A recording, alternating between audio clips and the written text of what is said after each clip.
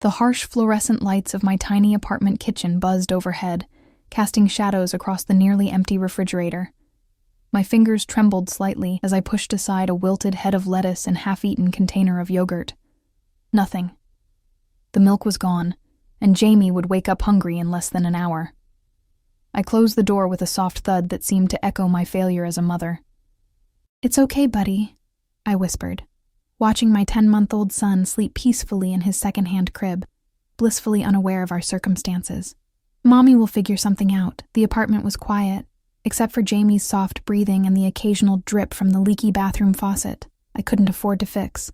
3 months behind on rent, electricity threatening to be cut off next week.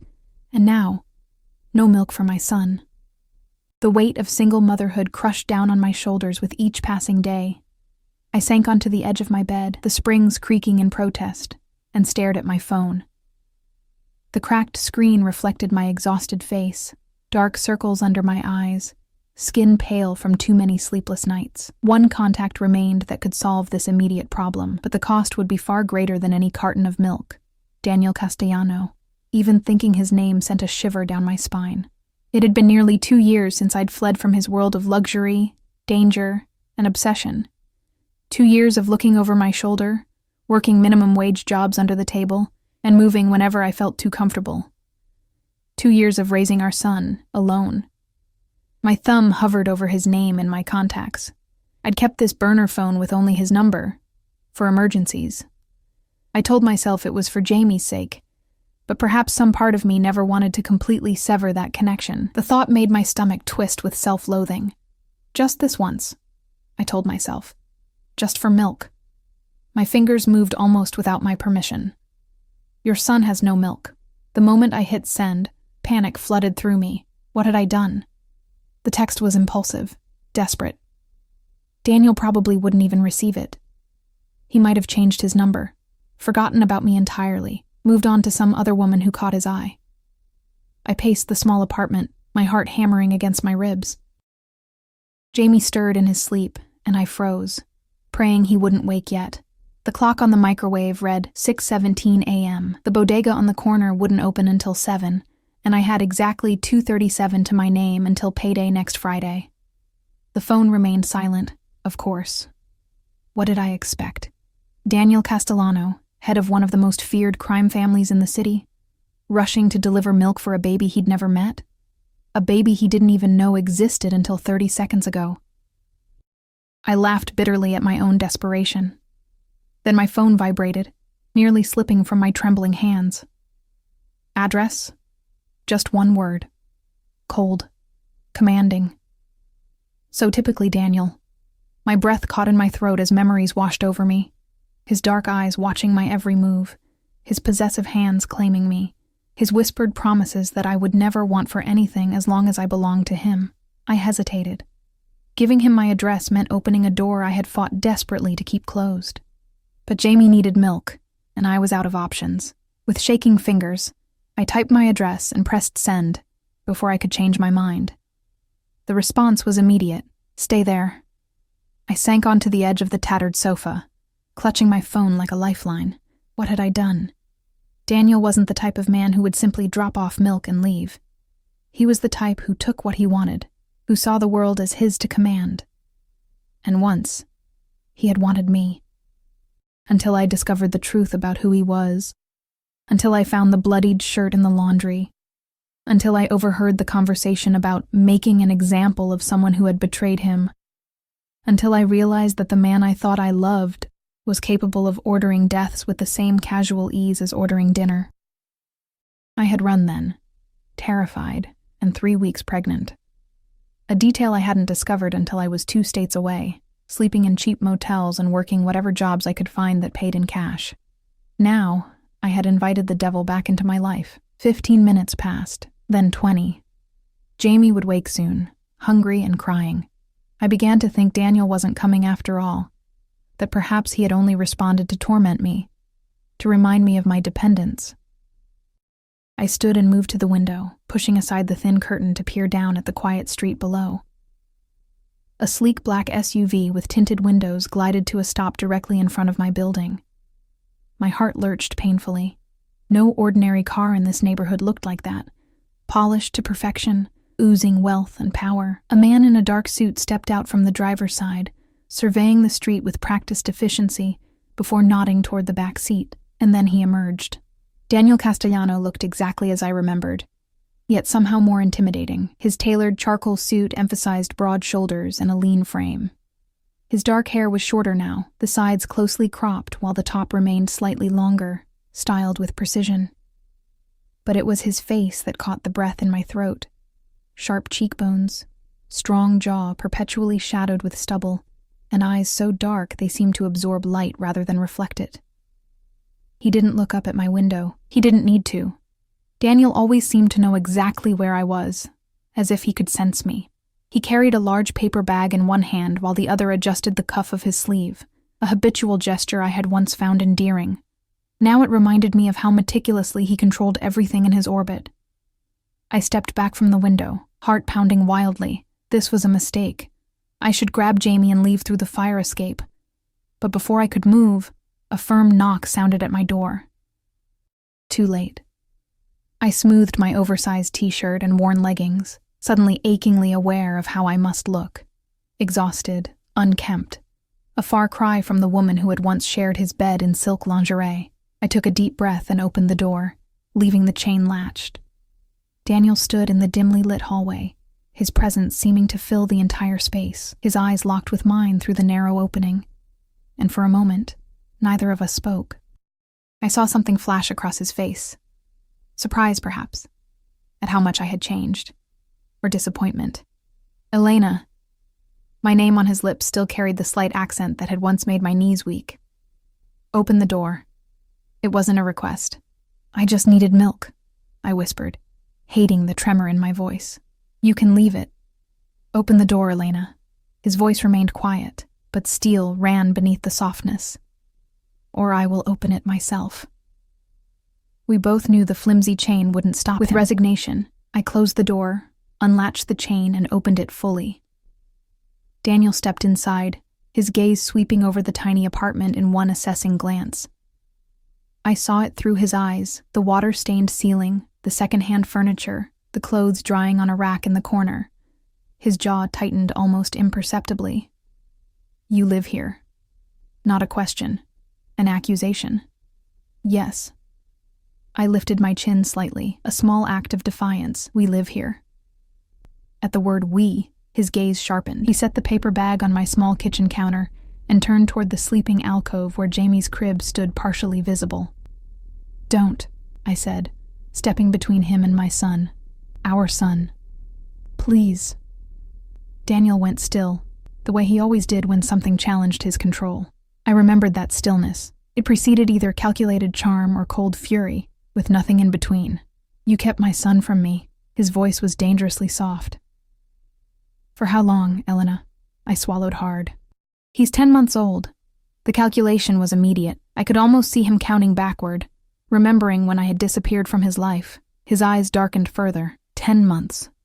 He repeated the words as if testing their weight. You've kept my son hidden for 10 months. I was protecting him, I said, the words rushing out before I could stop them. Daniel's laugh held no humor. From his father? From the life he deserves? He gestured around the apartment. Is this what you call protection? Poverty? Struggle? From your world, I countered, finding a thread of courage. From blood money and violence and... Enough. The single word cut through my protest like a blade. I want to see him. Not a request. Never a request with Daniel. Jamie chose that moment to stir, a soft whimper that quickly turned into full-fledged crying. My heart sank as I moved automatically toward the crib, lifting my son into my arms. His tiny face was scrunched in hunger, his cries growing more insistent. Shh, it's okay, I murmured, bouncing him gently. Mommy's here. I turned to face Daniel, cradling Jamie protectively against my chest. The expression on Daniel's face stole my breath away. Gone was the cold calculation, the controlled anger. In its place was something I had never seen before. Raw, unfiltered emotion. He stepped forward slowly, as if approaching something precious and fragile. For once, the powerful Daniel Castellano seemed uncertain. He has my eyes, he said quietly, his gaze never leaving Jamie's face. It was true. Jamie had inherited his father's deep brown eyes, so dark they sometimes appeared black. The same eyes that could freeze men in fear now looked with wonder at the child in my arms. His name? Daniel asked. James, I answered. Jamie. Daniel reached out a hand, hesitating just before touching Jamie's cheek. May I? The request, the first genuine request I'd heard from him, caught me off guard. I nodded stiffly, and Daniel gently touched our son's face with a tenderness I hadn't known he possessed. Jamie's cries softened as he regarded this stranger with curious eyes. Then his face crumpled again, hungry cries resuming with increased urgency. He needs to eat, I said, stepping back. You brought milk?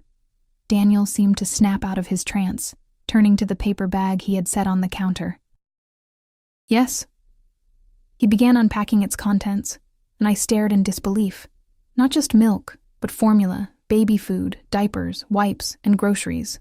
Bread, eggs, fruit, vegetables, meat, enough to fill my empty refrigerator and cabinets for weeks, Daniel.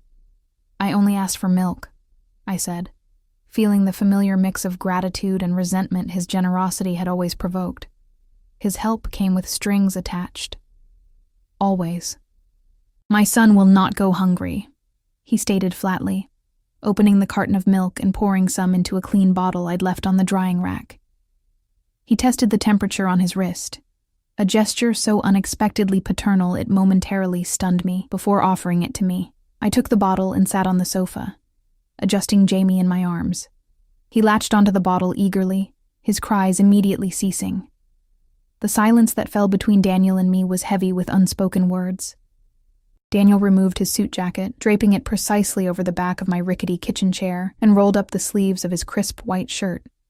The movement revealed the familiar tattoo on his forearm, a stylized lion, the symbol of his family. He had told me once it represented protection and power. I knew now it represented something far darker. You should have told me, he said finally, his eyes fixed on Jamie. He is my blood.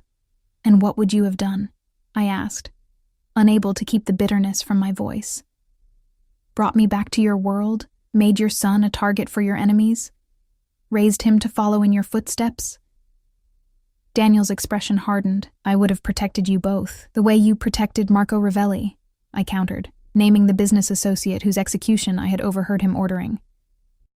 Or Ana Delgado, the woman whose husband had betrayed the family, who had disappeared along with her children. The flash of surprise in his eyes confirmed what I had suspected. He had never known exactly what I'd heard that night, what had driven me to run. You don't understand what you heard, he said, his voice lowering. You never gave me a chance to explain. What's to explain, Daniel? I know who you are, what you do. I held Jamie closer, as if I could shield him from the truth of his father's world. Daniel's eyes narrowed. And yet, you contacted me today. The truth of his words stung. I had reached out, despite everything I knew. Despite my fear. I was desperate, I admitted quietly. And now? Daniel moved closer, standing over us. Are you still desperate, Elena? The question carried weight beyond the immediate circumstance, and we both knew it. I looked up at him, at the man I had once loved without reservation, the man I had fled from in terror. What happens now? I asked instead of answering. Daniel crouched before me, his eyes level with mine, one hand resting lightly on Jamie's tiny foot. The gesture was possessive, claiming. Now, he said, his voice soft but resolute. Everything changes. My son will not grow up in poverty. My son will not want for anything. His gaze captured mine, intense and unwavering. And you, Elena, you will never run from me again. A chill ran down my spine at Daniel's words. There was no threat in his tone, only certainty, as if he were stating an immutable fact of the universe. The sun rises in the east, water is wet. Elena will never run from me again. Jamie finished his bottle, his eyelids drooping with contentment. I gently shifted him to my shoulder, patting his back until he released a tiny burp. Daniel watched every movement with fascination, his eyes never leaving our son. He looks healthy, he said, his voice softer than I'd ever heard it. You've taken good care of him despite... He gestured vaguely at our surroundings. Despite living in poverty, I finished for him. Yes, I have.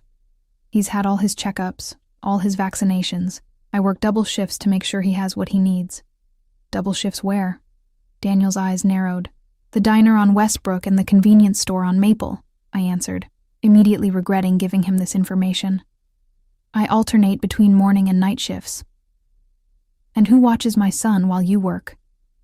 Mrs. Patel from downstairs. She's a retired nurse. Daniel nodded, filing away this information with the same methodical precision he applied to everything. You won't be working there anymore. The casual command ignited a spark of anger. You don't get to walk in here after 10 months and start dictating my life, Daniel. His expression didn't change, but his eyes darkened. I'm not dictating your life, Elena. I'm securing my son's future. He stood, towering over me. Our son's future. Jamie had fallen asleep against my shoulder, his warm weight both comforting and terrifying in this moment. I rose carefully and carried him back to his crib, needing a moment away from Daniel's intense presence. As I laid Jamie down, I felt Daniel approach from behind, his cologne, expensive and familiar, enveloping me in memories I'd fought hard to suppress. He sleeps peacefully, Daniel observed. Standing so close, I could feel his breath on my neck. Most of the time, I whispered, not wanting to wake Jamie. Except when he's teething. I turned to find Daniel inches away, trapping me between his body and the crib. His proximity sent my pulse racing, fear and something else I refused to acknowledge.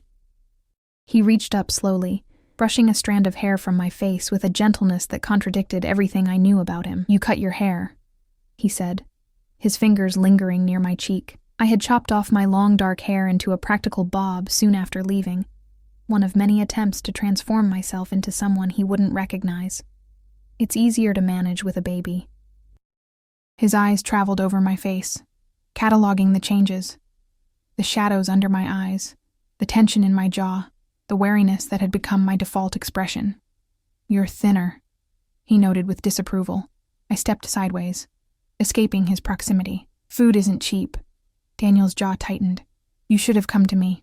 And what would that have cost me? I asked, moving toward the kitchen to put distance between us. Nothing is free with you, Daniel, he followed, watching as I began putting away the groceries he'd brought. Is that what you think? That I would have made demands in exchange for ensuring my own child was fed? Wouldn't you have? I challenged, turning to face him. You've always believed everything and everyone has a price. Something flickered in his eyes, perhaps hurt, quickly masked by anger. Not everything. Not you. I laughed bitterly. Right. I was just a possession, wasn't I? Something pretty to keep in your penthouse, to show off at your fancy restaurants and private clubs. Daniel moved with unexpected speed, his hands gripping the counter on either side of me, caging me in, his face inches from mine. He spoke in a low, controlled voice that was somehow more frightening than if he'd shouted. Is that what you think you were to me, a trophy? His eyes bored into mine. Do you think I let just anyone into my life, my home, my bed? Do you think I let just anyone see me vulnerable, see past the facade I maintain for the rest of the world? My heart hammered against my ribs. I had seen him vulnerable during those rare, unguarded moments when he would speak of his childhood, of losing his mother, of surviving his brutal father. Moments when the calculated mask would slip, revealing the man beneath the monster. I knew things about you, I whispered. Things that could have been dangerous for you. A mirthless smile curved his lips. Exactly. And yet I trusted you with those things. With me, his smile faded. Until you betrayed that trust. I ran to protect my child, I countered. Our child. You ran because you were afraid, not of what I would do to you. You know I would never harm you. His voice dropped lower. You were afraid of how much you wanted the life I offered, despite knowing what I am. The accusation hit too close to the truth. I had been afraid, not just of him, but of myself, of how easily I had adapted to his world of luxury and danger, of how I had ignored the whispered conversations and sudden silences when I entered rooms, of how I had accepted his vague explanations about business, without pressing for details I knew I wouldn't want to hear. I was afraid for my soul, I admitted. And for my baby's soul. Daniel stepped back slightly, studying me. And now? Are you still afraid? I looked into his eyes, those dark, unfathomable eyes that had once looked at me with desire. with possession, with something I had almost believed was love. Yes, I answered honestly. I'm terrified. Something like satisfaction flickered across his face. Daniel had always appreciated honesty, even when it wasn't what he wanted to hear. Good. Fear keeps you sharp, keeps you alive. He glanced toward Jamie's crib, but it won't keep him fed and clothed and educated. I folded my arms across my chest. I've managed so far. Barely, Daniel countered. And at what cost? You're exhausted. You're malnourished. His gaze softened fractionally. You're killing yourself slowly, Elena. I had no response because he was right. Each day was a struggle to stay afloat, to make ends meet, to provide for Jamie while constantly looking over my shoulder, waiting for the day when Daniel's world would catch up to me, or when social services would decide I wasn't providing adequately for my son. I want to show you something, Daniel said abruptly, pulling out his phone. He scrolled through it briefly before holding it out to me. On the screen was a photo of a house. No, a small mansion, set behind a tasteful iron gate. The property was lush with gardens and tall trees providing privacy. What is this? I asked, though I already suspected the answer. Your new home, Daniel replied. Secure, private, with a nursery that's already been prepared for Jamie. I looked up sharply. Already been prepared? How long have you known about him? Daniel's expression remained impassive. I didn't, until your text this morning. But I've had people looking for you since the day you disappeared. He took back the phone, sliding it into his pocket. The nursery was hope. The admission stunned me into silence. Daniel Castellano didn't hope. He calculated, controlled, commanded. The idea that he had prepared a room for a child he didn't know existed revealed a vulnerability I hadn't expected. I can't just leave, I protested weakly. My job, my lease. Already taken care of, he interrupted smoothly. Your landlord has been paid through the end of your lease. Your employers will receive notice of your resignation, with generous compensation for the inconvenience. Anger flared within me. You had no right. I had every right. Daniel cut in, his voice hardening. The moment you kept my son from me, you forfeited your right to make these decisions alone. His expression softened marginally as he glanced toward the sleeping Jamie. I'm not your enemy, Elena. I never was. Then what are you? I asked, the question escaping before I could stop it. Daniel considered me for a long moment. I am Jamie's father. I am the man who has searched for you for nearly 2 years. He stepped closer, his presence overwhelming in the small kitchen. And I am still the man who wakes reaching for you in the middle of the night. The confession hung in the air between us, intimate and dangerous. I forced myself to look away, to remember why I had run, why I had kept our son hidden. I need time to think, I said finally. This is all happening too fast. Time, Daniel repeated, as if considering the concept. How much time did you give me before disappearing? How much time did you spend considering how it would affect me to lose you without explanation, without closure? Guilt twisted in my stomach. I hadn't given him time. I had fled in the night while he was away on business, leaving nothing but an empty closet and returned key.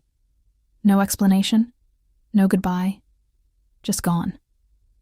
That's not fair, I whispered. No, he agreed. It wasn't fair.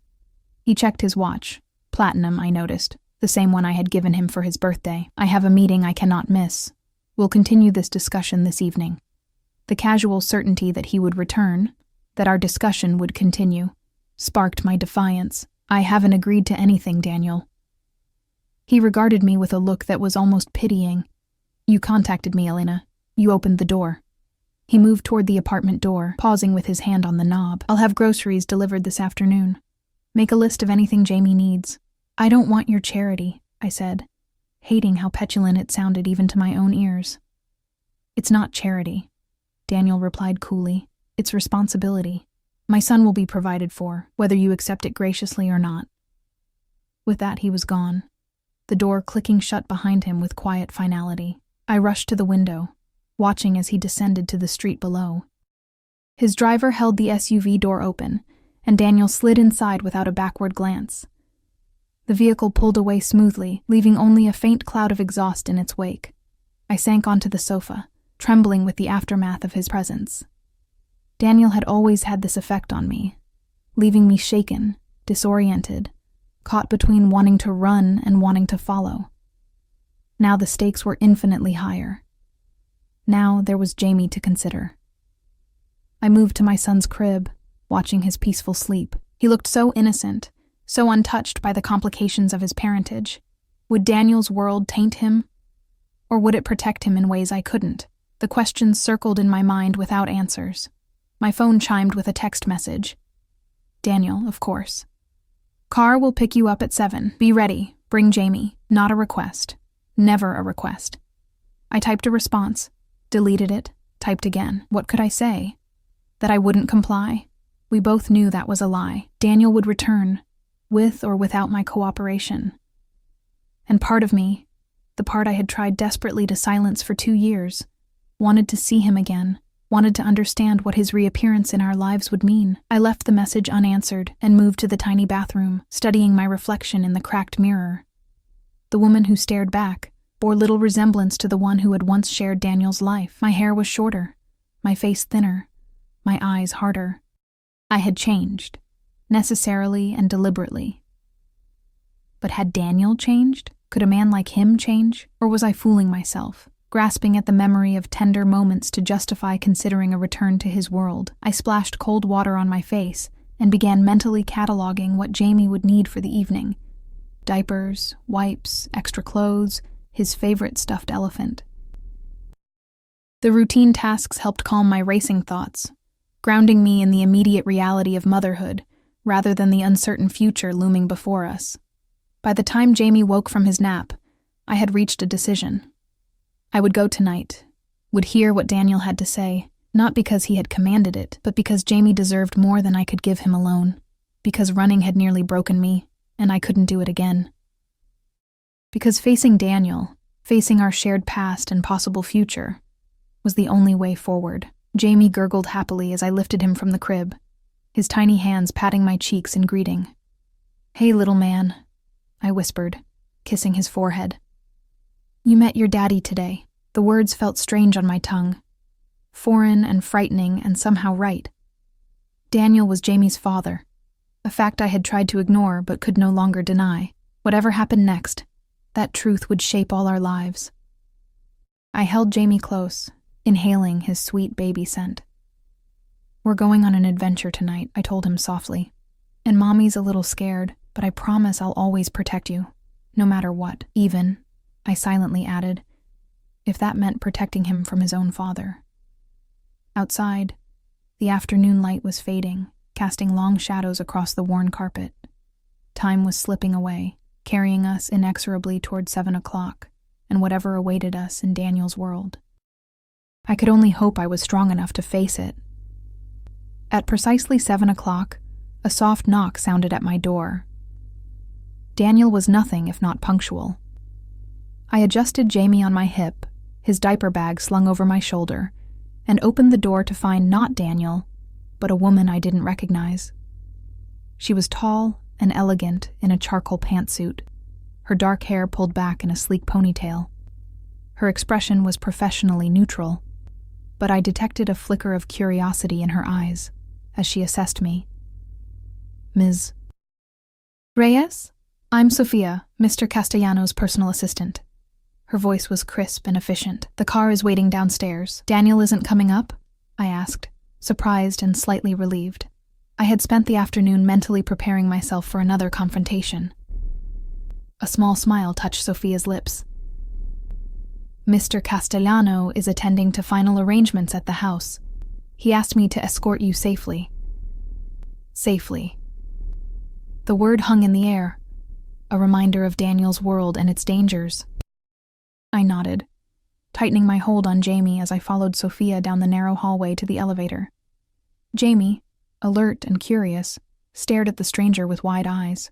"He's beautiful," Sophia remarked as we descended. "He has Mr. Castellano's eyes." "Yes," I agreed quietly. "He does." The elevator doors opened to reveal my elderly neighbor, Mrs. Patel, waiting to get on. Her eyes widened at the sight of Sophia, then narrowed as they took in my packed diaper bag and Jamie dressed in his best outfit. "Elena?" she questioned, concern evident in her voice. "Everything okay?" "Yes, Mrs. Patel, just visiting a friend." The lie tasted bitter on my tongue. This woman had cared for my son, had slipped extra food into my apartment when she thought I wasn't looking, had become the closest thing to family Jamie and I had. She didn't look convinced, but nodded slowly. "You call if you need anything, yes? Any time. I will," I promised, knowing I might never see her again. "Thank you. For everything." Sophia led us through the lobby and outside, where the same black SUV from this morning waited at the curb. The driver stepped out immediately, opening the rear door to reveal a car seat already installed, brand new, top of the line, probably worth more than a month of my rent. Mr. Castellano had it installed this afternoon, Sophia explained, noting my surprise. Safety is his priority. I allowed the driver to take my diaper bag while I secured Jamie in the car seat, checking and double-checking the straps before sliding in beside him. Sophia took the seat opposite us, her posture perfect, her attention politely averted to give us the illusion of privacy. As the vehicle pulled away from the curb, I stared back at my apartment building. For all its flaws, the perpetually broken elevator, the water stains, the temperamental heating, it had been our sanctuary, our home. Now I was leaving it behind, venturing into the unknown at the command of a man I had once loved and fled. "How long have you worked for Daniel?" I asked Sophia, needing to break the silence that had settled over the car.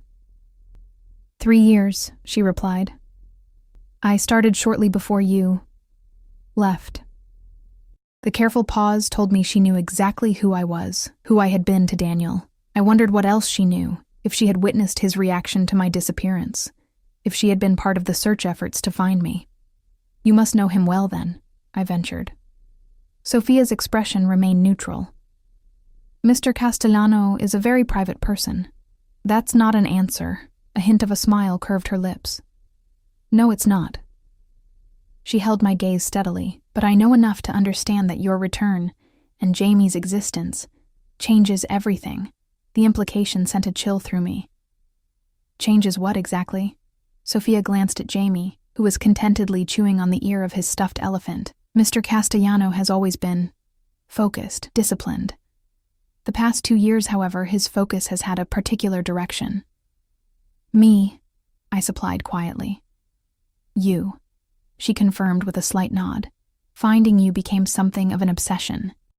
I swallowed hard, looking out the window as the city streets gave way to more affluent neighborhoods, houses growing larger, more spaced apart, gates more ornate. And now he's found me. "Yes," Sophia said simply. "He has."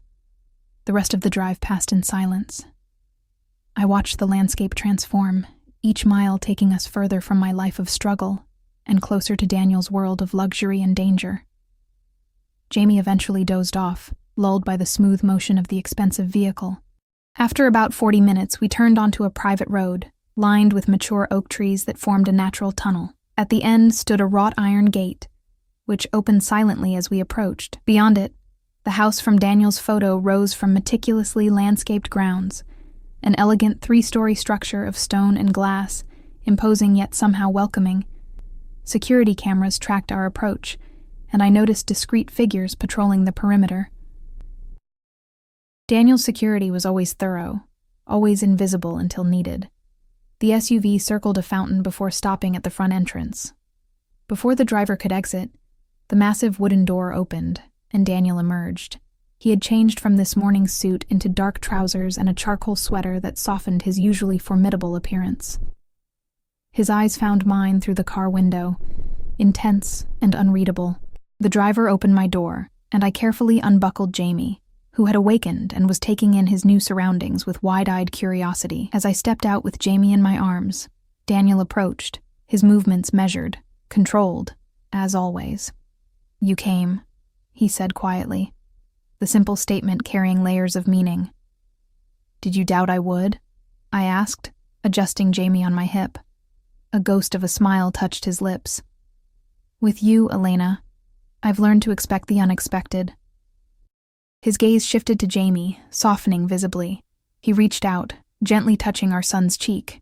Jamie, to my surprise, didn't shy away, but instead reached for Daniel's finger, grasping it firmly. Something flashed across Daniel's face. Wonder, perhaps, or possession. "Welcome home," he said, the words directed at Jamie but his eyes on me, challenging, questioning. I didn't correct him. This wasn't home. Not yet, maybe not ever. But arguing seemed pointless as he gestured for us to enter, his hand settling lightly at the small of my back, guiding me into the house that he had already decided would be ours. The interior was even more impressive than the exterior. Soaring ceilings, warm wood floors, tasteful furnishings that blended luxury with comfort. Fresh flowers adorned side tables, their subtle fragrance perfuming the air. Everything spoke of wealth, but not the ostentatious display I had sometimes seen in his previous homes. This place felt different, more permanent, more personal. "Do you like it?" Daniel asked, watching me closely as I took in our surroundings. "It's beautiful," I admitted. "But it feels different from your other places. It was designed with different priorities in mind," he replied cryptically. Before I could ask what he meant, a middle-aged woman appeared from what I presumed was the kitchen, wiping her hands on a dishcloth. "Ah, Mrs. Alvarez," Daniel said. "This is Elena and Jamie." The woman smiled warmly. "Dinner is ready whenever you are, Mr. Castellano." Her eyes lingered on Jamie with approval. "And I've prepared something special for the little one." "Thank you," Daniel replied. "We'll eat shortly." Mrs. Alvarez nodded and retreated to the kitchen. Daniel turned to me, extending his arms toward Jamie. "May I?" The request, again, a genuine request, caught me off guard. I hesitated before carefully transferring Jamie to his father's arms, ready to take him back at the first sign of distress. But Jamie didn't cry. He stared up at Daniel with fascination, reaching a tiny hand toward his father's face. Daniel held him with surprising ease, supporting his head and body with practiced care. "You seem to know what you're doing," I observed. "I've been studying," Daniel replied, his eyes never leaving Jamie's face. "Books, videos, consultations with pediatricians." The image of Daniel Castellano, feared crime boss, ruthless negotiator, studying baby books and watching parenting videos was so incongruous I almost laughed. But the tenderness with which he held our son was undeniable. "Would you like to see the nursery?" he asked, glancing up at me. "It's upstairs." I nodded, following as Daniel carried Jamie up the sweeping staircase. The second floor opened onto a wide hallway with several doors leading off it. Daniel led us to one near the end, pushing it open to reveal a nursery that took my breath away. The room was spacious and bathed in soft light from recessed fixtures. A hand-carved wooden crib stood against one wall, draped with linens in soothing blues and grays. A comfortable rocking chair sat in one corner beside a bookshelf, already filled with children's books. Toys, tasteful, educational, age-appropriate, were arranged on low shelves. A changing table stocked with supplies stood ready, and a door led to what appeared to be a connected bathroom. "Daniel," I whispered, overwhelmed by the care and thought evident in every detail. "When did you do all this?" "I started it the day after you left," he admitted, surprising me. "Not specifically as a nursery, but as a child's room. I told myself it was for the future, for someday." He met my gaze, something vulnerable flickering in his eyes. "I always intended to have a family with you, Elena." The confession stunned me into silence. In our time together, we had never discussed children, never talked about a future beyond the immediate. Or rather, I had never brought it up, assuming a man like Daniel wouldn't want the complication of a family. "You never said anything," I finally managed. "Neither did you." He shifted Jamie in his arms, the movement gentle but confident. "Would it have changed anything if you had known I wanted children with you?" I didn't answer. I couldn't, because I honestly didn't know. Would it have changed my decision to run if I had known Daniel saw a future for us beyond the dangerous present? Or would it have terrified me more, the idea of bringing a child deliberately into his world? Daniel seemed to read my thoughts. You don't have to answer that now. He crossed to the crib, laying Jamie down on his back. Jamie immediately rolled to his side, his preferred sleeping position, and Daniel raised an eyebrow at me. He always sleeps like that, I explained. On his side with his elephant. Daniel retrieved the stuffed elephant from where it had fallen to the floor and tucked it beside Jamie. Our son grabbed it immediately, his eyelids already drooping with the fatigue of an exciting day. He's tired, I said softly. It's been an overwhelming day for all of us. Daniel nodded, stepping back to allow me space next to the crib. I leaned over, stroking Jamie's hair, and singing the quiet lullaby that always soothed him to sleep. From the corner of my eye, I saw Daniel watching intently, memorizing this ritual, this moment of ordinary magic between mother and child. When Jamie's breathing deepened into sleep, I straightened, finding Daniel closer than I expected. His proximity sent a familiar rush of awareness through me, the subtle scent of his cologne, the warmth radiating from his body, the intensity of his gaze as it held mine. He's perfect, Daniel murmured, his voice lower than before, intimate in the quiet room. Yes, I agreed, stepping back slightly, needing distance from his magnetic pull. He is. Daniel gestured toward the door. We should let him sleep. The monitor is already activated. We'll hear if he wakes. I glanced at the state-of-the-art baby monitor on the nightstand, then back at my sleeping son. The idea of leaving him alone in this strange place, even with a monitor, triggered my protective instincts. He's safe here, Elena, Daniel said, reading my hesitation. This is the most secure property I own. No one enters without my knowledge. Reluctantly, I followed him from the room, leaving the door ajar. Daniel led me back downstairs to a formal dining room where the table was set for two, candles already lit, wine breathing in crystal decanters. You were very confident I would come, I observed, taking the seat he held out for me. Daniel took his own seat across from me, his eyes steady on mine, not confident. Hopeful. Again, that word, hope. So at odds with the calculating man I had known.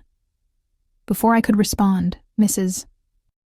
Alvarez entered, serving a first course of some delicate soup that smelled divine. My stomach rumbled, reminding me I hadn't eaten properly in months, really. Please eat, Daniel encouraged, noting my hesitation. Mrs. Alvarez is an excellent cook. The soup was indeed delicious, and I found myself hungrier than I'd realized. We ate in silence for several minutes before Daniel spoke again. I want to discuss arrangements, he said, setting down his spoon. For you and Jamie. I tensed. Here it was. The negotiation, the terms, the price for his generosity. What kind of arrangements? Daniel reached for his wine glass, taking a deliberate sip before answering. I want you both to live here, permanently. Jamie needs stability, a proper home. And he needs both his parents. I set down my own spoon, appetite suddenly diminished. And if I don't agree? Daniel's expression hardened slightly. I've been patient, Elena. I've respected your space today, allowed you to come to terms with the situation, but make no mistake. My son will grow up with his father present in his life. Are you threatening to take him from me? My voice shook with sudden fear. No, Daniel replied firmly. I would never separate a child from his mother, especially not our son from you. His expression softened fractionally.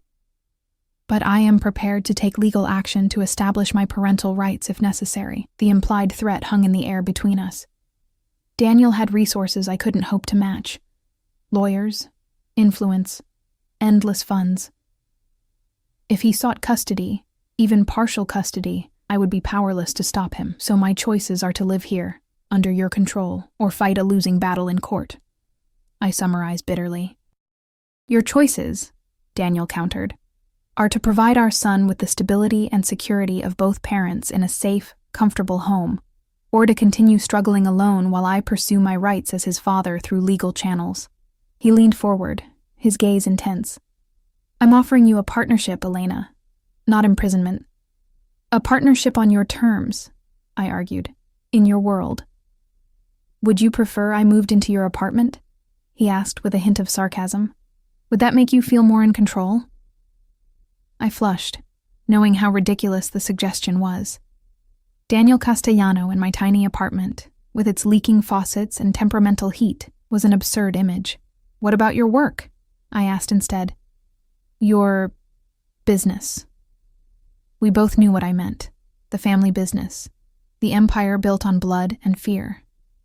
Daniel's expression grew guarded. My business interests are separate from this house, from our family. Are they? I challenged. Can they ever truly be separate? He was silent for a moment, considering. I've made changes since you left, he said finally. Legitimate investments, legal enterprises, the other aspects, are being addressed. I raised an eyebrow skeptically. You expect me to believe you're going legitimate? Just like that? Not just like that, he corrected. It's been a process, one that began before you left, before you heard that conversation and misunderstood what was happening. Misunderstood? I repeated incredulously. You ordered a man's execution. Daniel's expression remained impassive. I ordered a traitor's removal from our organization. Marco Ravelli was working with the FBI, wearing a wire to meetings, putting my entire family at risk. And Ana Delgado? Her children? I pressed. Did they pose a risk too?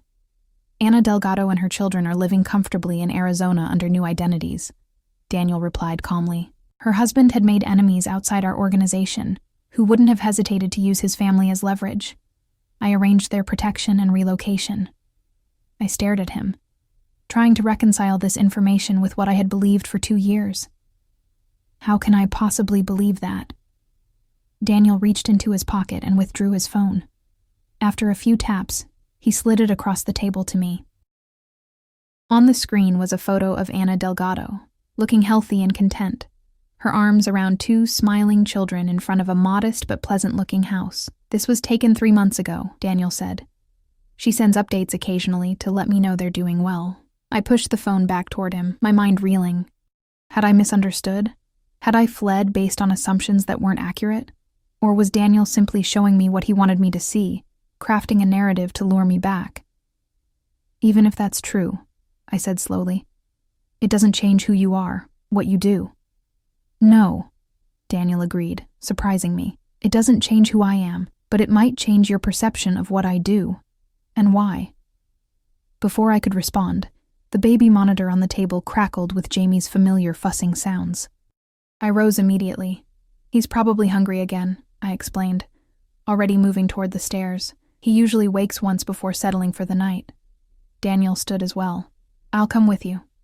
Together we climbed the stairs, returning to the nursery where Jamie was indeed awake, his little face scrunched in displeasure.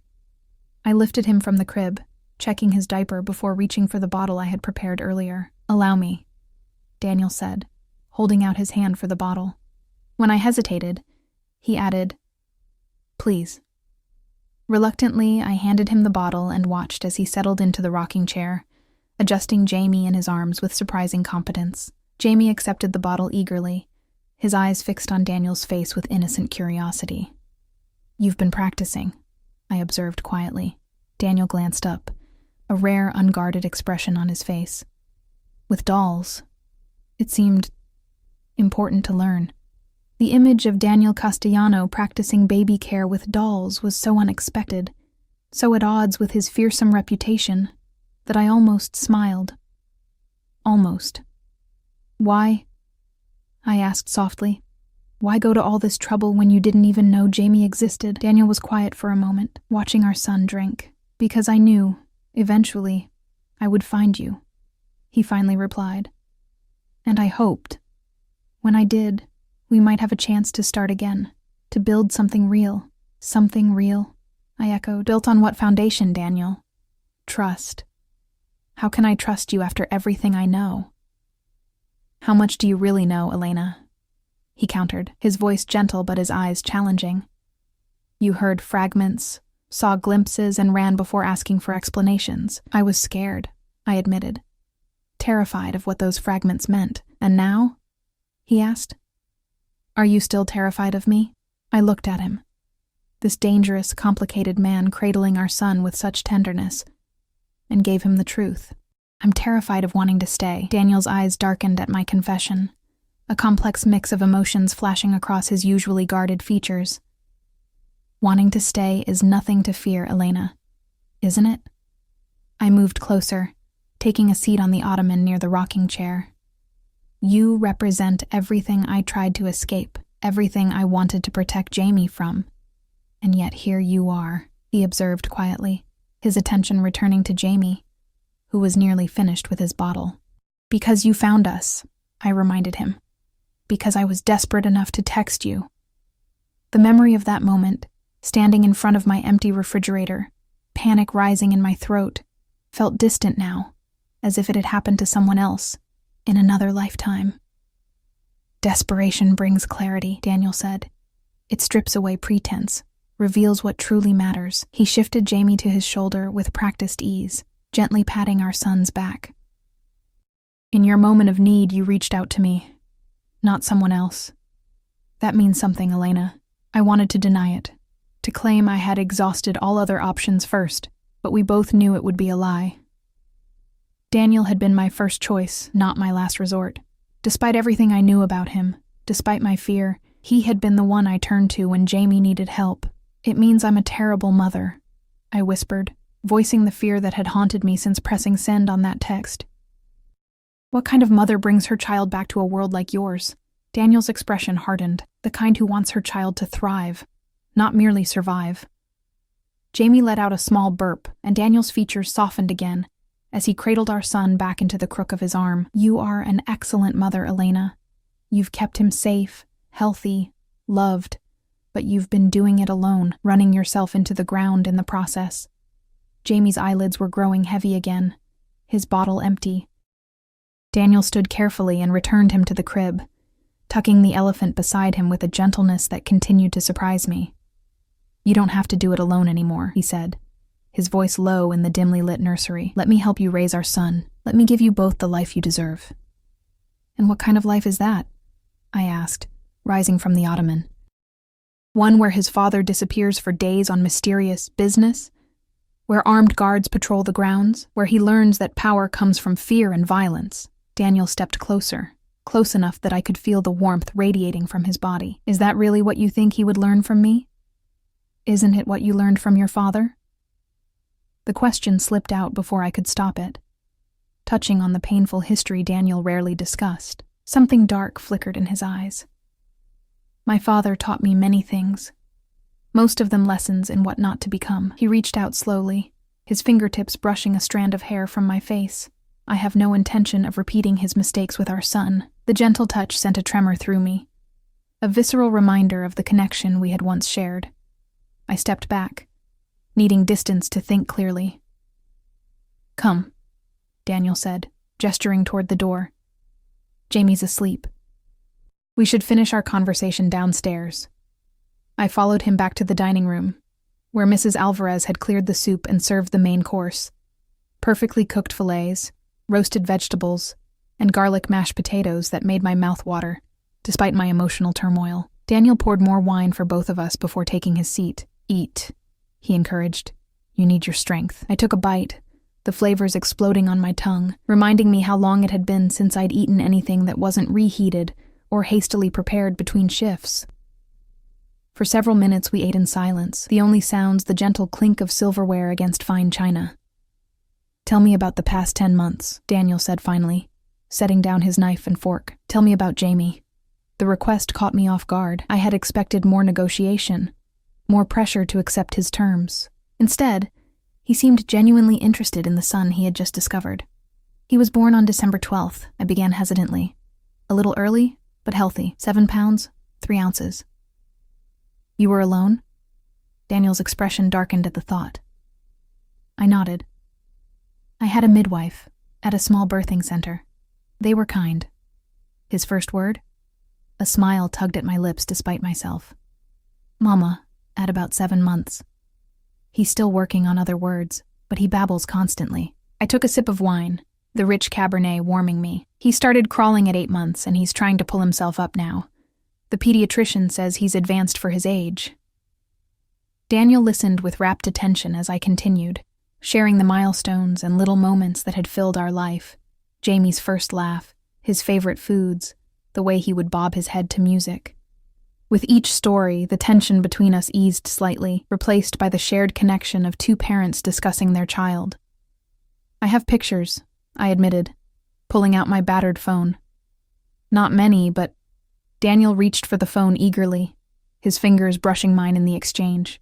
I watched as he scrolled through the sparse collection of photos I had managed to take. Jamie at 1 month, 3 months, 6 months, 9 months. His expression softened with each image, the hard lines of his face relaxing into something more vulnerable, more human.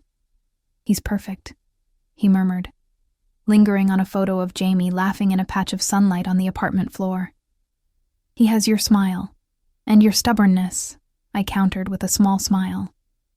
"Once he decides he wants something, there's no dissuading him." Daniel looked up, a rare grin transforming his features.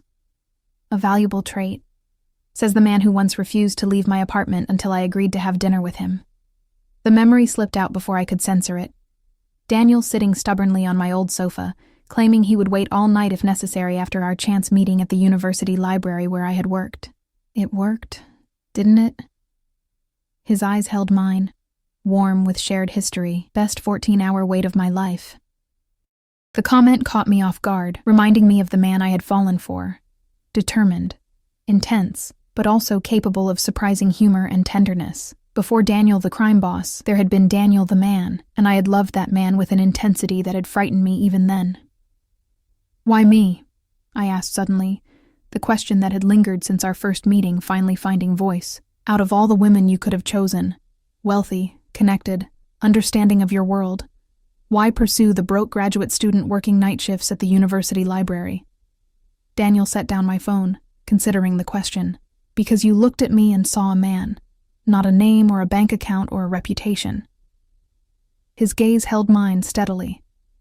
"Because you challenged me, questioned me, made me justify my choices instead of simply accepting them. Because when you smiled, it felt like something I had been missing my entire life without knowing it." The raw honesty of his answer stole my breath. This was the Daniel few people ever saw. The man beneath the calculated exterior, capable of depths of feeling his enemies would never believe existed. "You disappeared once," he continued, his voice lower. "I won't survive it a second time." The admission hung between us, heavy with implication. Before I could respond, my phone buzzed on the table, the screen lighting up with a text message. Daniel glanced down reflexively, then froze, his expression transforming in an instant, from open vulnerability to cold fury. I reached for the phone, turning it to see the message that had triggered such a reaction. "Just checking you're okay. Didn't see you at work. Call me?" "Matt." "Who is Matt?" Daniel's voice had dropped to a dangerous whisper. All previous warmth evaporated. I sighed, suddenly exhausted. "A co-worker from the diner. Just a friend." "A friend," Daniel repeated, the word dripping with disbelief. "A friend who texts you at night to check if you're okay?" "Yes, a friend," I insisted, irritation flaring. "Matt is the cook at the diner. He's 63 and has grandchildren Jamie's age. He looks out for me, that's all." Daniel's expression didn't change, but something in his posture relaxed marginally. "And does this Matt know where you are tonight?" "No one knows where I am," I replied sharply. I didn't exactly leave a note saying, "Off to the mansion of the crime boss who fathered my child. Back later." The sarcasm earned me a narrow look. "Your safety is not a joke, Elena. If someone were looking for you, no one is looking for me," I interrupted. "Except you, apparently, for the past 2 years. Daniel leaned forward, his expression intense. "Do you have any idea how many people would use you and Jamie to get to me? How many enemies would consider you valuable leverage?" The thought sent a chill through me. I had considered the dangers of Daniel's world in abstract terms: illegal activities, violence, moral compromise, but not the specific threat to Jamie and myself as targets for his enemies. "No," I admitted quietly. "I hadn't thought of it that way. I have thought of little else," Daniel replied, his voice tight. "Every day since you left, I have imagined you out there, unprotected, vulnerable to anyone who might discover your connection to me." I stared at him, suddenly seeing his obsessive search in a new light, not just possessiveness or wounded pride, but genuine fear for my safety. For our safety. Is that why you had this house prepared? The security, the isolated location? I asked slowly. Daniel nodded. This property exists on paper under a shell corporation with no connections to me or my family. The staff are loyal and thoroughly vetted. The security systems are state-of-the-art, and the guards are former special forces. A gilded cage, I murmured.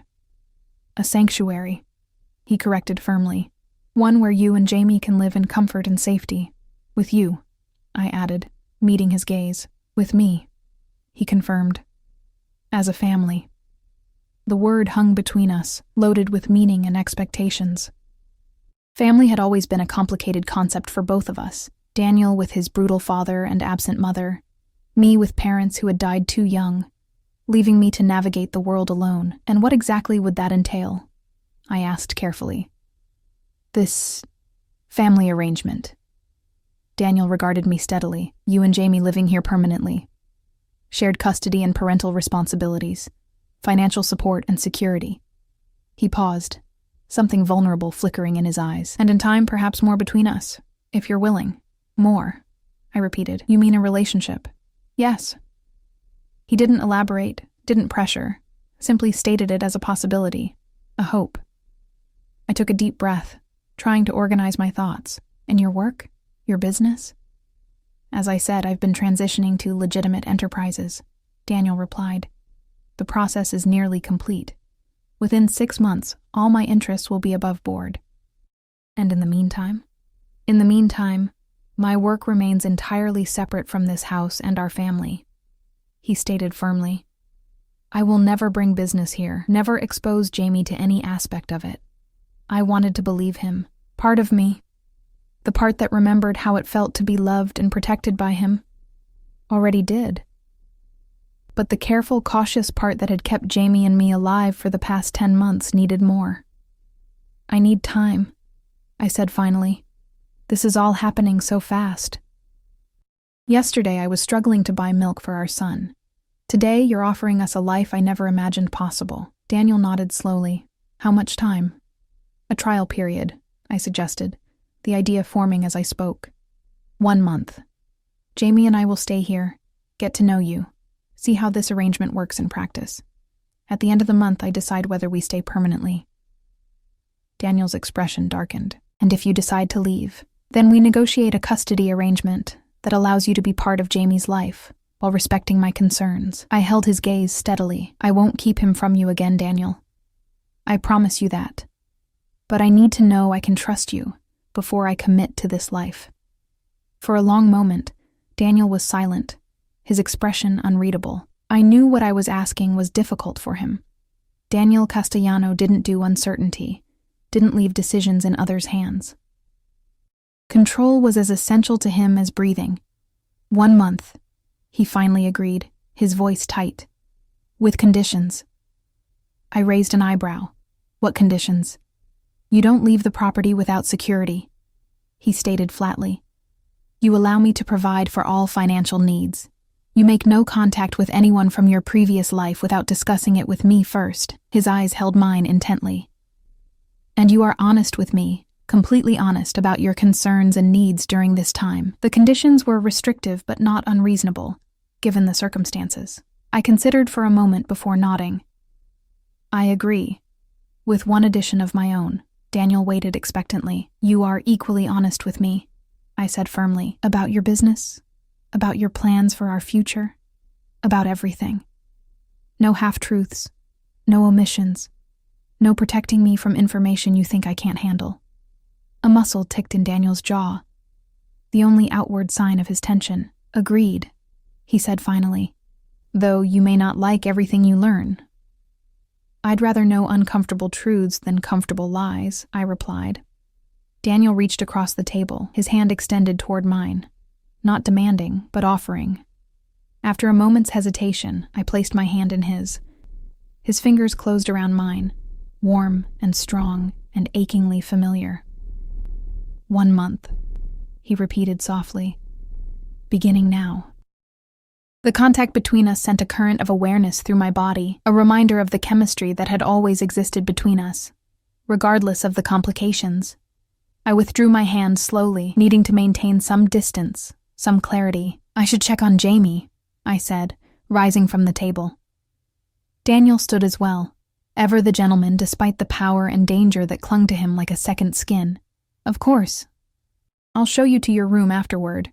It connects to the nursery through an adjoining door." "My room," I repeated. "Not yours." Something heated flickered in his eyes, but he inclined his head in acknowledgement. "Your room, for now. I can be patient, Elena." The implication that his patience had limits hung unspoken between us. Daniel had never made a secret of his desire for me, even in the early days of our relationship. That desire, combined with his possessive nature, had been both thrilling and frightening then.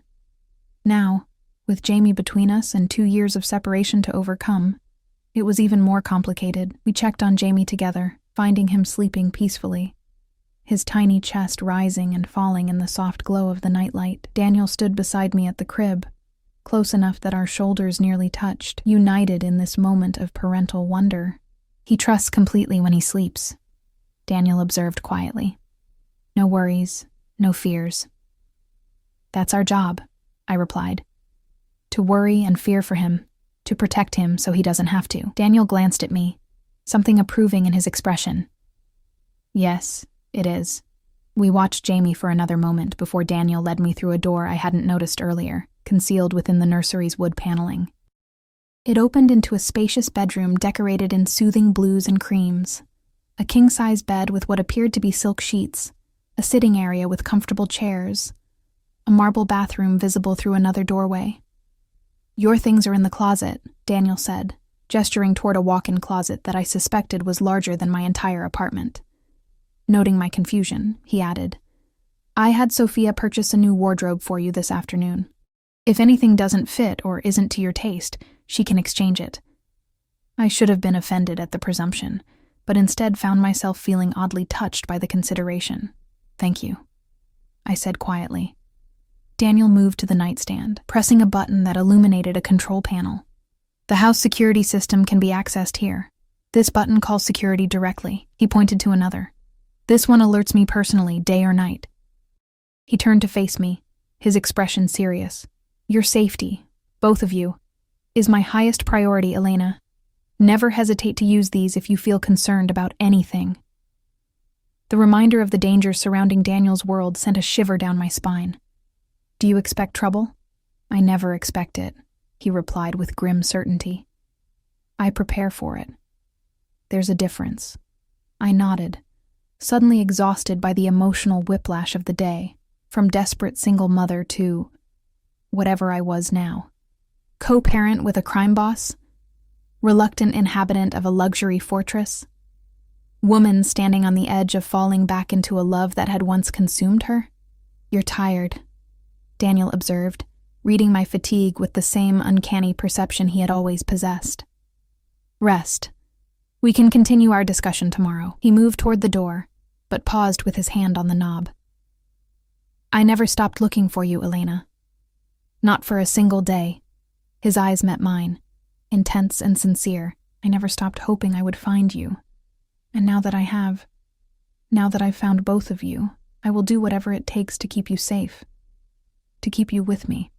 The quiet certainty in his voice sent a tremor through me, part fear, part something else I wasn't ready to examine too closely. "Good night, Daniel," I said softly. The ghost of a smile touched his lips. "Good night, Elena. Welcome home." As the door closed behind him, I sank onto the edge of the bed, the events of the day crashing over me in waves. 24 hours ago, I had been staring at an empty refrigerator, desperate and alone. Now I sat in a mansion, my son sleeping peacefully in a nursery fit for royalty, with Daniel Castellano once again in our lives. 1 month to decide our future.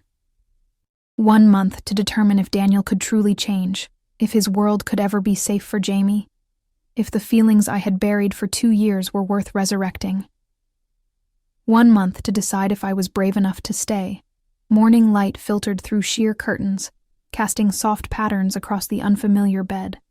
For a disorienting moment, I couldn't remember where I was. Then it all came rushing back. The text, Daniel's appearance, this house, our agreement, 1 month to decide our future. I stretched, luxuriating in the feel of silk sheets against my skin. I hadn't slept this well in years, probably, since before Jamie was born, since before I ran. The baby monitor on the nightstand remained silent, suggesting Jamie was still asleep, unusual for him. He typically woke at dawn, ready for his first bottle. I slipped from the bed and padded to the adjoining door, easing it open to check on him. The nursery was empty. Panic seized me, my heart lurching painfully as I rushed to the crib. Jamie's stuffed elephant lay abandoned on the mattress, but my son was nowhere to be seen. I spun around, searching frantically for any sign of him, when a soft sound from downstairs caught my attention. Laughter. Jamie's distinct, delighted giggle. I hurried down the sweeping staircase, following the sound to a sun-drenched kitchen at the back of the house. And there they were, Daniel and Jamie, the most improbable breakfast companions imaginable. Daniel sat at the kitchen island, still in what appeared to be sleep clothes, expensive-looking lounge pants and a fitted t-shirt that revealed the muscular physique his suits usually concealed. Jamie was secured in a high chair beside him, happily smashing banana pieces between his tiny fingers. Neither had noticed me yet. I remained in the doorway, struck by the scene before me. Daniel Castellano, feared by enemies, respected by allies, a man whose name was whispered in certain circles, was making airplane noises as he guided a spoonful of what looked like pureed fruit toward our son's eagerly opening mouth. "That's my boy," he murmured when Jamie accepted the offering, his voice warm with pride. "Smart like your mother, strong like your father." The tenderness in his tone caught me off guard, causing a tightness in my chest I couldn't quite define. This wasn't the calculated performance of a man trying to convince me he could be a good father. This was genuine, unguarded affection when he thought no one was watching. Jamie spotted me first, his face lighting up with recognition. "Mama!" he exclaimed, one of his few clear words, banana-covered hands reaching toward me. Daniel turned, and for a brief moment, I glimpsed something unguarded in his expression. Contentment, perhaps even happiness, before his usual composure returned. But his eyes remained warm as they met mine. "Good morning," he said, setting down the small spoon. "We thought we'd let you sleep. You should have woken me," I replied, moving to Jamie and kissing his sticky forehead. "I didn't mean to oversleep. You needed the rest," Daniel stated simply. "And we've been having man-to-man time, haven't we, mijo? The Spanish endearment, my son." In Daniel's slight accent sent an unexpected wave of emotion through me. His heritage had always been important to him, though rarely displayed. That he was already sharing it with Jamie felt significant somehow. "He's been up for about an hour," Daniel continued, wiping Jamie's hands with a damp cloth. "Bottle, diaper change, and now breakfast. He seems to approve of Mrs. Alvarez's homemade baby food." I raised an eyebrow. "You changed his diaper?" A hint of amusement touched Daniel's eyes. "I told you I've been studying." He rose from his seat, moving to the coffee machine. "Breakfast. Mrs. Alvarez left fruit, pastries, and she can prepare eggs if you'd like." "Coffee is fine for now," I replied, still adjusting to this domestic version of Daniel. "Black, 2 sugars," he finished, already adding them to the cup. Some things I remember perfectly. He handed me the steaming mug, our fingers brushing in the exchange. The casual contact sent a jolt of awareness through me, a reminder of the chemistry that had always existed between us, dormant, but never quite extinguished. "Thank you," I murmured, moving to take the seat he had vacated beside Jamie. "For letting me sleep, and for taking care of him." Daniel leaned against the counter, watching as I took over feeding Jamie the remainder of his breakfast. "He's my son too, Elena. Taking care of him isn't a favor to you. It's my responsibility. My privilege." The simple statement held such sincerity that I found myself momentarily speechless. In the harsh light of morning, the reality of our situation was setting in. This wasn't a temporary arrangement. Whatever happened between Daniel and me, he would always be Jamie's father. The choice I had to make wasn't whether Daniel would be in our lives, but what form that involvement would take. "What are your plans for today?" I asked, changing the subject as I wiped a smear of banana from Jamie's chin. "I thought we could stay here, get settled. Daniel replied. Show Jamie the grounds. There's a pool with a shallow children's area, and gardens I think he would enjoy exploring. The casual proposal, a family day at home, seemed surreal coming from a man I had once watched negotiate million-dollar deals and command a network of dangerous associates with a single look. You don't have work? I asked carefully. Daniel's expression remained neutral, but something flickered in his eyes. I've cleared my schedule for the next few days. My associates understand that family matters take precedence. Family matters. The phrase hung between us, laden with meaning. To Daniel, we were already a family, not a negotiation, not a trial period, but a certainty. Daniel, I began slowly, about our agreement. Elena, he interrupted gently. It's day one. Let's just be for a little while, get to know each other again. Let Jamie adjust. He moved closer, his gaze steady on mine. We have time. The reasonable request disarmed me. I had expected pressure, manipulation, the calculated moves of a man accustomed to getting his way. Instead, Daniel was offering space, patience, qualities I hadn't associated with him in my fearful memories. All right, I conceded, turning my attention back to Jamie. One day at a time. The morning passed in surreal domesticity. After breakfast, Daniel showed us around the grounds, expansive gardens, the promised pool area, a small playground that had apparently been installed just yesterday. Jamie was delighted by it all, especially the swing that Daniel pushed him in gently, his tiny legs kicking with excitement. I watched them together, struck by how natural they seemed, how quickly Jamie had accepted Daniel into his world. Children were remarkably adaptive, I knew, but there seemed to be something more here, some instinctive recognition perhaps between father and son. He likes you, I observed, as Daniel lifted Jamie from the swing. Children are excellent judges of character, Daniel replied, settling our son on his hip with practiced ease. They sense sincerity.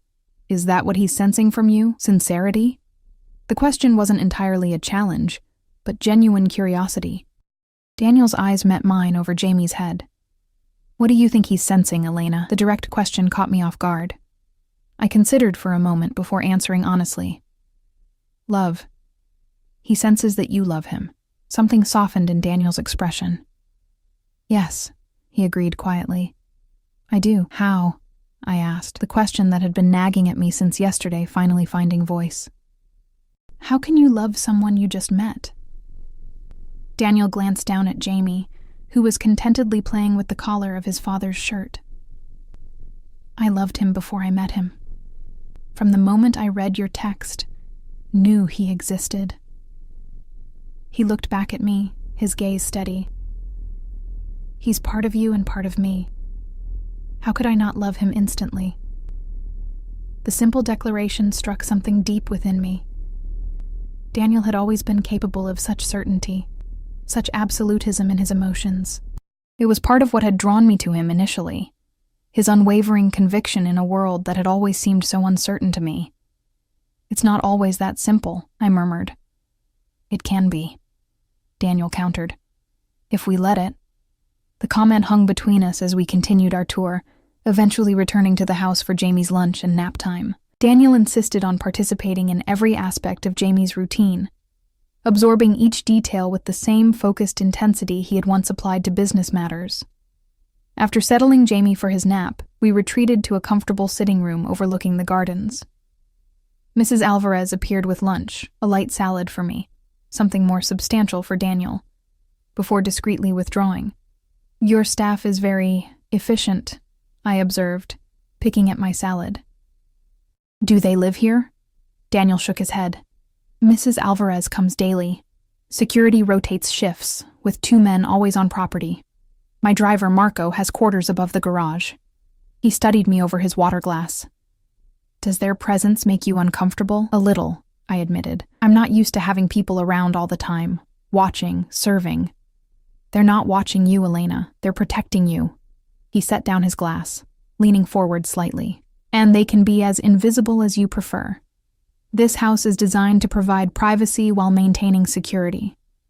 I nodded, taking in the subtle security features I had begun to notice, Cameras disguised as decorative elements, reinforced windows that looked ordinary, the carefully planned sightlines that would allow guards to monitor approaches without being obvious. It's all very thorough, I said finally.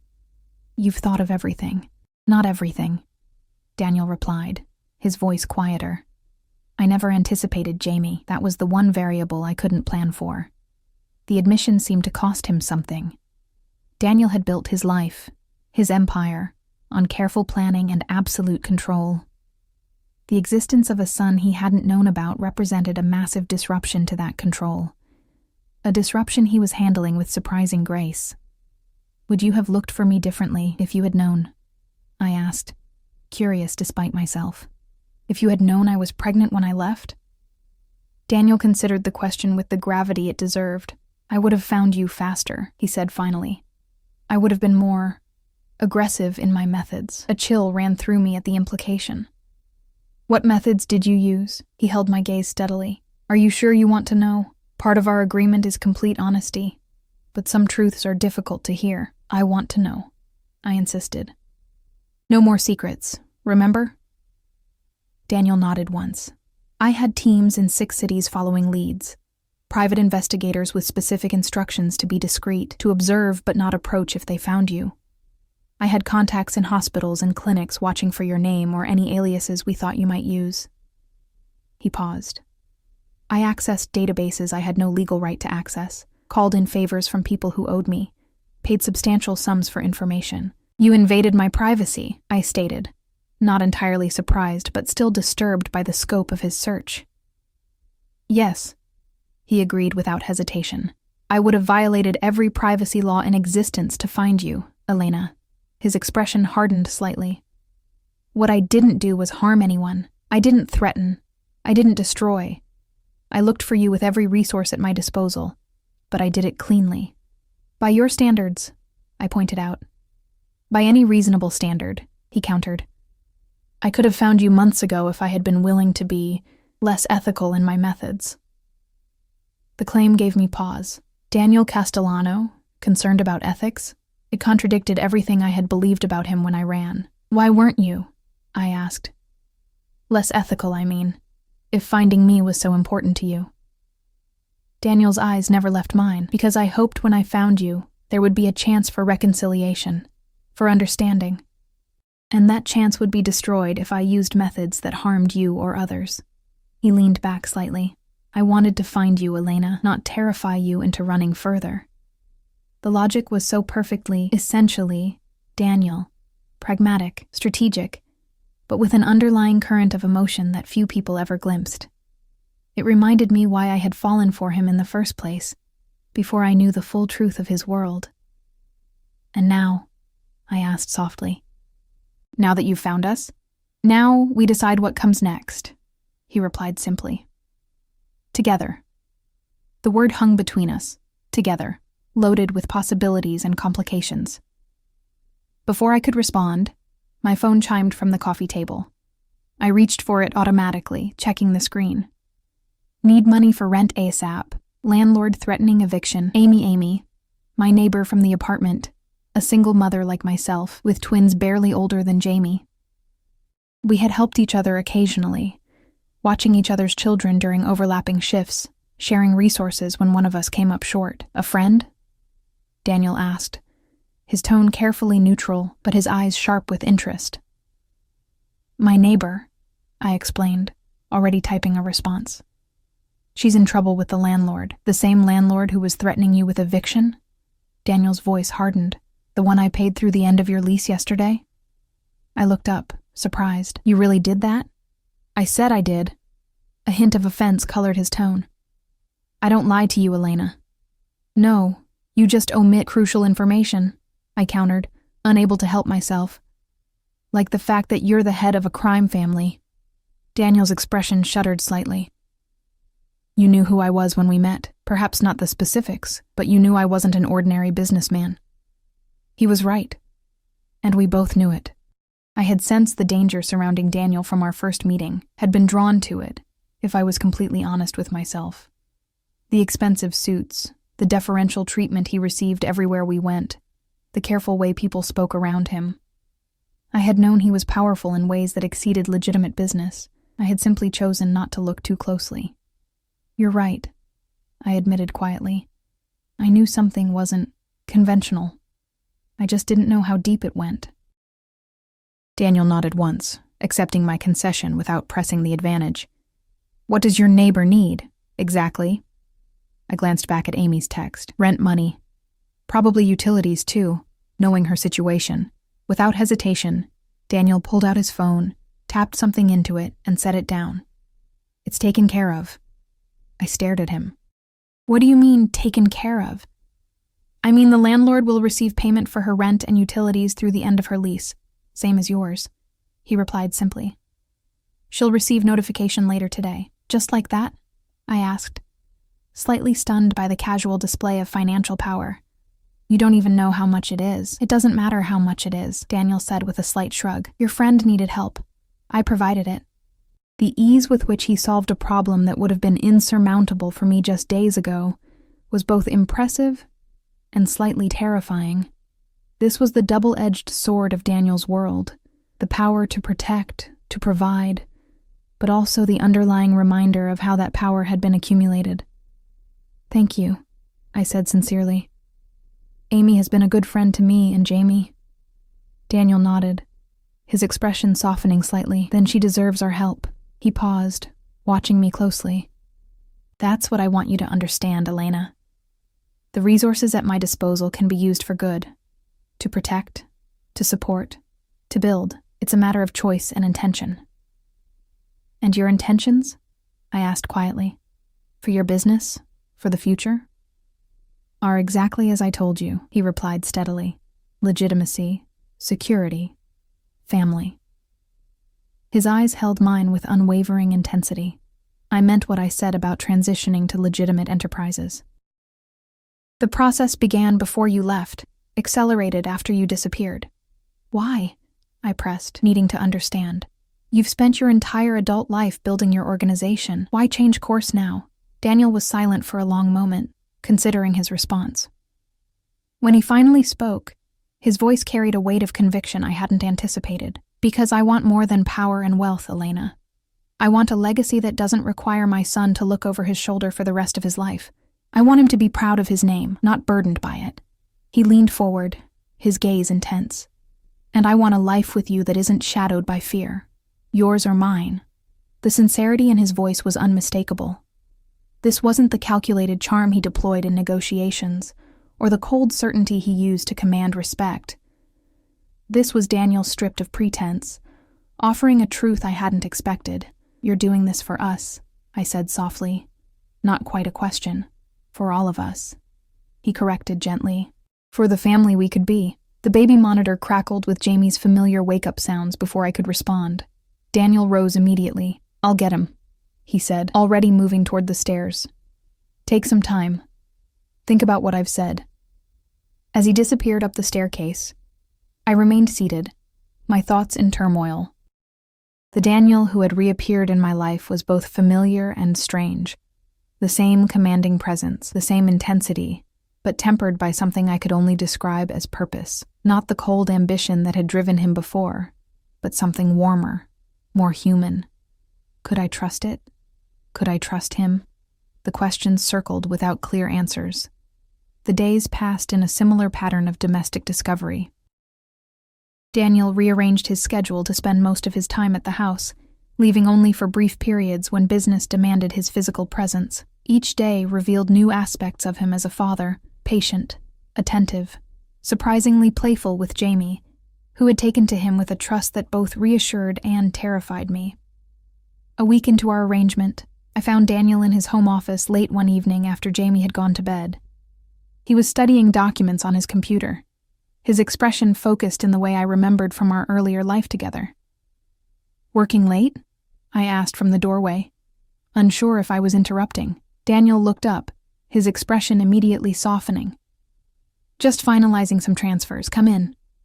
I entered the tastefully appointed office, taking a seat in one of the leather chairs opposite his desk. For a week, we had maintained a careful distance, friendly but not intimate, cooperative but not fully trusting. Yet something was shifting between us, the invisible walls slowly crumbling with each shared moment over Jamie's care, each conversation that revealed more of the changes in both our lives. "Transfers?" I asked, curious despite myself. Daniel studied me for a moment before turning his computer screen so I could see it. The final phase of legitimate asset restructuring. Moving investments from shell companies into properly registered corporations with transparent ownership. The screen showed complex financial data that meant little to me, but the amounts involved were staggering, tens of millions of dollars flowing through various entities. "This is what you meant by going legitimate," I said, understanding dawning. "You're not just changing operations. You're completely restructuring your finances." Daniel nodded. "The transition began 2 years ago. It accelerates now." He held my gaze steadily. "By the time our 1-month agreement concludes, every aspect of my business interests will be fully legal, fully transparent." The timing wasn't coincidental, and we both knew it. Daniel was ensuring that by the time I had to make my decision about our future, there would be no lingering questions about the legality of his empire. "And your associates?" I asked carefully. "The people who have worked for you for years. What happens to them in this transition?" "Those willing to adapt have been retained in new capacities," Daniel replied. "Those unwilling or unsuitable have been compensated generously for their past service and released from any obligations." "Just like that?" I pressed, skeptical. "No one objects to this dramatic change of direction?" A hint of the old, dangerous Daniel flickered in his eyes. "My decisions are not subject to debate, Elena. Never have been." The reminder of his authority, of the power he still wielded, sent a familiar shiver down my spine. Fear mingled with something else, something I wasn't ready to examine too closely. "And what about the past?" I asked quietly. "The things you've done, the people you've hurt.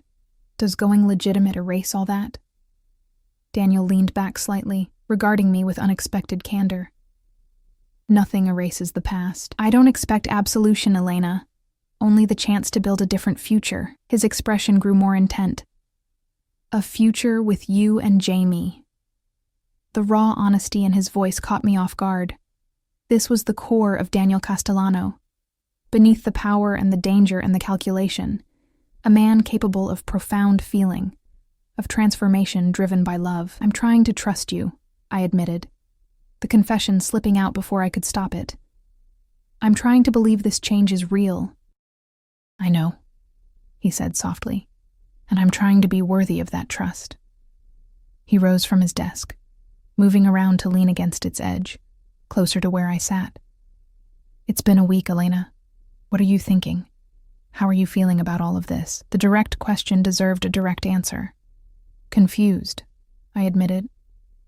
"Torn between what I remember, what I feared, and what I'm seeing now." I met his gaze steadily. "Jamie loves you already. That much is clear." "And you?" Daniel asked, his voice dropping lower.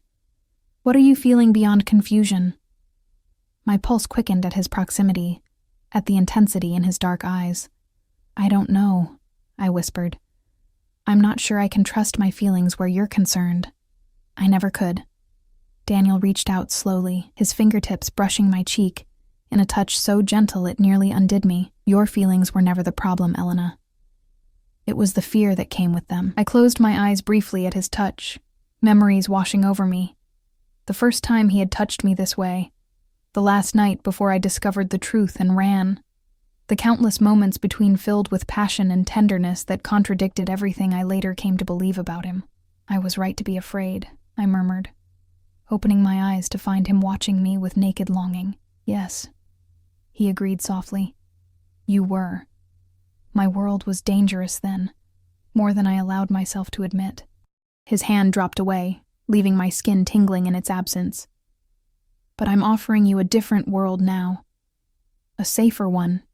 For how long?" I challenged gently. "How long before the old ways call you back? Before the power you're surrendering becomes too tempting again?" Daniel's expression grew solemn. "Power was never the goal, Elena. Security was. Control." His gaze held mine intently. "I grew up with nothing. No protection, no certainty. at the mercy of a father who ruled through fear and violence. Everything I built was to ensure I would never be vulnerable again. The rare glimpse into his past, into the motivations that had shaped him, created a crack in the wall I had built around my heart.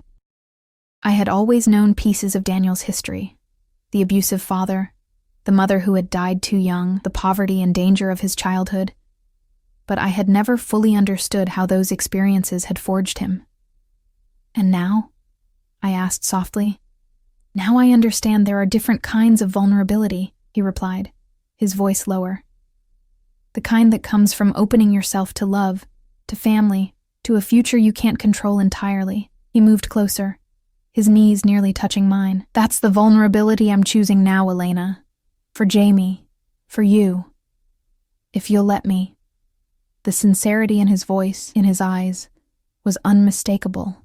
This wasn't the calculated charm of a man accustomed to getting his way, but the raw honesty of someone who had confronted his own nature and chosen a different path. I want to believe you, I whispered, the confession costing me more than I had expected. I want to believe in this version of you, of us. Daniel knelt before me, taking my hands in his, not commanding, not possessing, but offering. Then believe it, he said simply. Give us the chance to become what we were always meant to be. I looked into his eyes, searching for any hint of deception, any shadow of the man I had feared. Instead, I found only Daniel. Complicated, intense, dangerous in some ways, but also capable of profound love, of sacrifice, of change. I need more time, I said finally. We still have 3 weeks left in our agreement. Daniel nodded, accepting my hesitation without protest. 3 weeks, he agreed, rising to his feet, but keeping my hands in his. But know this, Elena. I have already made my choice. I chose you and Jamie the moment I received your text. Every decision since then has been in service to that choice. The simple declaration hung in the air between us, powerful in its certainty. Daniel had always possessed this quality, this absolute conviction that, once decided, admitted no doubt or wavering. 3 weeks passed more quickly than I could have imagined, filled with small moments that gradually rebuilt the trust between us. Daniel included me in every aspect of his transition to legitimacy, showing me documents, introducing me to his legal team, proving through actions rather than words that the change was real and irrevocable. Jamie flourished under the attention of both parents, developing new skills almost daily, his vocabulary expanding to include dada alongside mama, a development that had brought actual tears to Daniel's eyes the first time he heard it. And slowly, inevitably, the walls around my heart crumbled. The Daniel I had feared became increasingly difficult to reconcile with the man who read bedtime stories with dramatic voices, who sat through business calls with Jamie napping on his chest, who looked at me each day with unwavering devotion and infinite patience. On the final day of our 1-month agreement, I found Daniel in the garden, watching Jamie crawl across a blanket spread on the manicured lawn. The sight of them together, dark heads bent in concentration over a colorful toy, created a tightness in my chest that was both painful and exquisite. Daniel looked up as I approached, his expression questioning. We both knew what day it was, what decision awaited us. Join us? He asked simply, patting the blanket beside him. I settled onto the soft fabric, smiling as Jamie immediately crawled into my lap, babbling excitedly about his toy. He's trying to say elephant, Daniel observed with a fond smile. He's got the first syllable down. L, Jamie confirmed, waving the stuffed animal for emphasis before crawling back toward his other toys. We watched him in comfortable silence for a moment, the peace of the afternoon wrapping around us like a gentle embrace. It's been a month, Daniel said finally, his voice quiet but steady. Have you made your decision, Elena? I turned to face him fully, taking in the man who had once been my greatest fear and was now, against all odds, my greatest hope. Yes, I said simply. I have. Daniel's expression remained carefully neutral, but I could see the tension in his shoulders, the slight tightening of his jaw as he prepared himself for whatever answer I might give. This past month has shown me a side of you I always suspected existed but never fully believed in. I began softly. You've been honest, patient, devoted to Jamie. And to me. Always to you, Daniel interjected quietly. I nodded, acknowledging the truth of his words. The world you're building now, the legitimate business, this safe home, the future you envision, it's everything I could want for Jamie. For us. Hope flickered in Daniel's eyes, but he remained silent, waiting for me to finish. I've realized something important, I continued, reaching out to take his hand. The day I texted you about the milk, I wasn't just reaching out because I was desperate. I was reaching out because deep down, some part of me never stopped hoping you could be the man I'm seeing now. Daniel's fingers tightened around mine, his thumb tracing gentle circles on my skin. And what do you see now, Elena? I see a man who loves his son unconditionally, I answered honestly. A man who has moved mountains to create a safe future for his family. A man who has waited, without pressure or manipulation, for me to make my own choice. I met his gaze steadily. I see the man I fell in love with, but stronger, better, more complete. Daniel's eyes darkened with emotion. And your decision? I smiled, feeling lighter than I had in years. The weight of fear and uncertainty finally lifting from my shoulders. My decision is to stay, to build this life with you, to raise Jamie together, to become the family you've believed in all along. The control that defined Daniel in all things slipped momentarily, raw emotion transforming his features as he processed my words. In one fluid movement, he pulled me into his arms, cradling me against his chest, as if I were something infinitely precious, infinitely fragile. Elena. He whispered against my hair, my name a prayer on his lips. Thank you for this second chance. I swear to you, I will never give you reason to run again. I leaned back slightly, meeting his gaze. No more secrets, no more fear, just us, building something real together. Just us, Daniel agreed, his hand coming up to cut my cheek.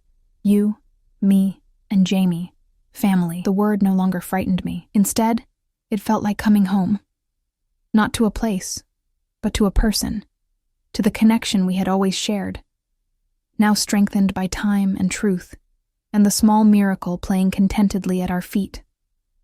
Daniel leaned forward slowly, giving me time to pull away if I wanted, but I didn't want to. Instead, I closed the distance between us, pressing my lips to his in a kiss that felt like sealing a promise. His arms tightened around me, familiar and new all at once. The passion that had always existed between us rekindled instantly, tempered now by deeper understanding, by the knowledge of what we had almost lost and what we had found again. When we finally separated, both slightly breathless, Jamie crawled between us, demanding attention with imperious babbles. Daniel laughed, a rare, genuine sound that transformed his usually serious features, and lifted our son into his arms. "What do you think, mijo?" he asked, settling Jamie on his knee. "Are you happy with Mama's decision?" Jamie reached out, placing one tiny hand on Daniel's cheek and the other on mine, as if physically connecting us. "Mama," he declared confidently.